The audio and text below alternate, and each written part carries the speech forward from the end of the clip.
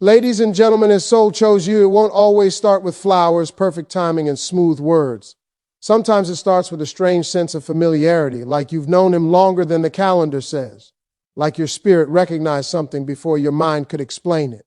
Real connection is not loud at first. It's deep, it's steady, it pulls instead of pushes.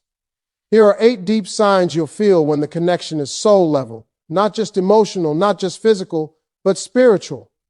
You feel emotionally safe and naturally authentic around him without pretending, and that feeling shows up in small, quiet ways before it ever becomes something you try to define. You notice that you don't rehearse your sentences before speaking. You don't scan his reactions to measure whether you're being accepted. Your laughter comes out unfiltered, your opinions come out honest, and even your awkward moments don't feel dangerous. Emotional safety is not built from compliments alone. It comes from the absence of fear. You are not afraid that one wrong word will make him pull away. You are not afraid that showing vulnerability will be used against you later. Your nervous system relaxes instead of staying on alert. Around him, you don't feel the need to impress. You feel free to express. There is a difference. Impressing is performance. Expressing is truth. When a connection is soul deep, your personality stops being a strategy and starts being a presence. You don't shapeshift to match his preferences. You don't silence parts of your story to look more acceptable. Even your flaws feel speakable. You can admit mistakes, doubts, and insecurities without feeling smaller afterward.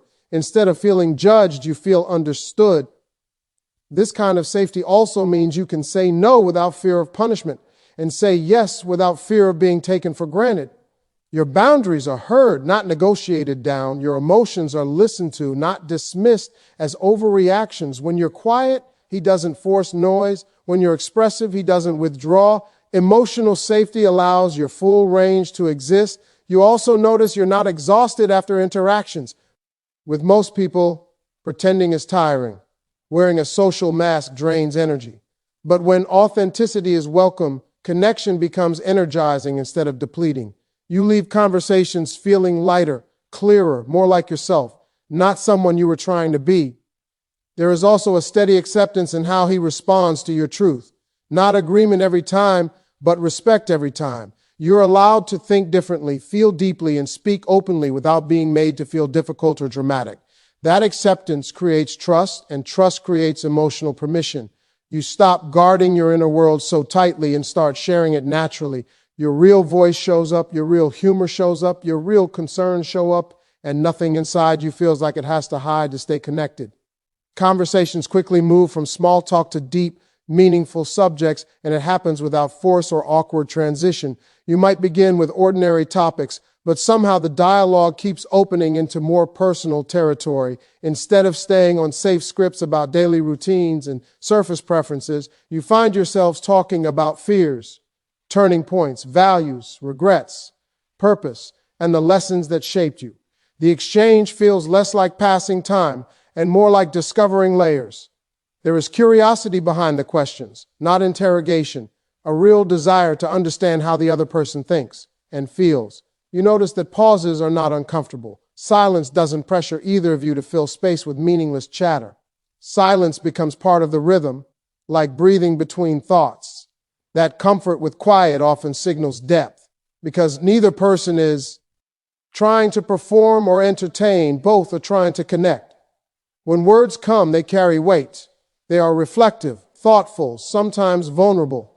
You're not just trading stories, you're revealing inner worlds. Depth in conversation also shows in the kinds of questions asked. Instead of what do you do, it becomes what made you choose that path. Instead of how was your day, it becomes what part of today affected you the most. The focus shifts from events to experiences, from facts to meaning. You feel invited to explain not just what happened, but what it meant to you. That invitation creates emotional openness, and emotional openness builds attachment. Time behaves differently in these conversations. Minutes stretch and compress at the same time. You look at the clock and realize far more time has passed than you expected. There is a sense of being mentally and emotionally engaged, not distracted. Neither of you keeps checking the phone or steering attention elsewhere. Presence becomes mutual. Listening is active, not polite, waiting for a turn to speak. You also feel mentally stimulated rather than socially obligated. The dialogue challenges your perspectives and expands your thinking. You're exposed to ideas, interpretations, and reflections that make you pause and reconsider your own views. There is room for disagreement without shutdown. Different opinions become doorways instead of walls. Respect holds the space so honesty can keep flowing. The emotional tone of these deeper talks carries sincerity. Jokes may appear, but they don't derail substance. Humor supports the connection instead of avoiding seriousness. Even sensitive topics feel approachable because the atmosphere is grounded in mutual regard and emotional steadiness. You're not digging for depth. You're naturally arriving there together. He understands your feelings and moods even when you don't explain them. And that understanding shows itself in subtle awareness rather than dramatic gestures. You notice he picks up on small shifts in your tone, your pace, your expressions, and your energy. When your voice sounds heavier than usual, he doesn't ignore it. When your replies get shorter, he doesn't assume disinterest. He senses something underneath. Emotional attunement like this is not mind reading, it's mindful attention. It comes from caring enough to observe patterns and notice changes. You feel recognized without having to send a full report about your inner state. Some days you don't have the language for what you feel, yet he responds in a way that fits your emotional temperature. If you're overwhelmed, he softens his approach. If you're excited, he meets your enthusiasm instead of minimizing it. If you're quiet, he doesn't accuse you of distance. He gives space without disconnecting. That kind of response creates relief because you're not pressured to perform emotional clarity on demand. This understanding also appears in timing. He knows when to ask questions and when to simply sit with you. Not every feeling needs analysis in the moment. Sometimes presence is more supportive than solutions. When someone is emotionally in tune, they don't rush to fix every mood. They respect it first. You don't feel handled. You feel held in awareness. There is also a pattern of accurate interpretation. He doesn't constantly misread your intentions or assume the worst about your reactions. If you sound stressed, he doesn't label you as angry. If you need space, he doesn't label you as cold. His interpretations lean toward empathy instead of suspicion. That reduces unnecessary conflict and builds emotional trust. You're not spending energy correcting misunderstandings every time your mood shifts. You also notice he remembers emotional details, not just events, but how those events affected you. He recalls what situations drain you, what environments energize you, what topics are sensitive, what memories carry weight. That memory becomes emotional intelligence in action. His support feels personalized, not generic. Because of this attunement, you become more comfortable, expressing feelings over time. Being understood without over-explaining lowers emotional guard. You don't feel invisible, and you don't feel exaggerated. You feel accurately perceived. Your inner weather is noticed, your emotional signals are received, and your unspoken states are given consideration without you having to translate them into perfect words. The connection feels calm and steady, not anxious or game-based, and that calm shows up in the way your thoughts and emotions behave around him. You're not stuck in constant guessing. You're not rereading messages 10 times trying to decode hidden meanings. You're not measuring response times like they're signals of worth. The interaction feels direct and grounded. When he shows interest, it feels clear rather than confusing. When he communicates, it sounds consistent rather than unpredictable. Emotional steadiness replaces emotional suspense. You notice your body doesn't stay in a stress response around the connection. There isn't a constant knot in your stomach about where you stand. Instead of adrenaline and worry, there is ease and focus. You can continue your daily responsibilities without being mentally hijacked by uncertainty.